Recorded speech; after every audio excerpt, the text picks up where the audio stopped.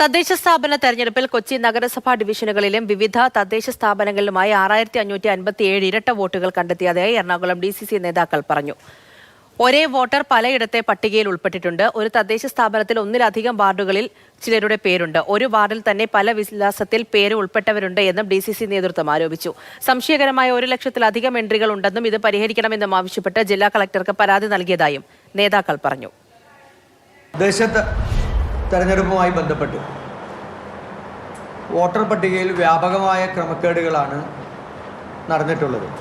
കൊച്ചിൻ കോർപ്പറേഷൻ്റെ വോട്ടർ പട്ടികയിൽ മാത്രം 6557 വോട്ടുകളാണ് ഇരട്ട വോട്ടുകളായി ഇപ്പോൾ ഞങ്ങൾ കണ്ടെത്തിയിട്ടുള്ളത്.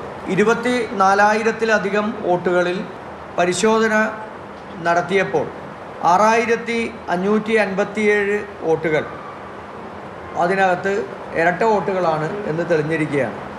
അപ്പോൾ അത് തെരഞ്ഞെടുപ്പ് കമ്മീഷനും തെരഞ്ഞെടുപ്പിൻ്റെ ചുമതലയുള്ള ജില്ലാ കളക്ടർ ഉൾപ്പെടെയുള്ള ആളുകൾ അതിനെക്കുറിച്ച് അന്വേഷണം നടത്തി സത്യസന്ധവും സുതാര്യവുമായ തെരഞ്ഞെടുപ്പ് നടത്തണമെന്നുള്ളതാണ് കോൺഗ്രസിൻ്റെ ആവശ്യം.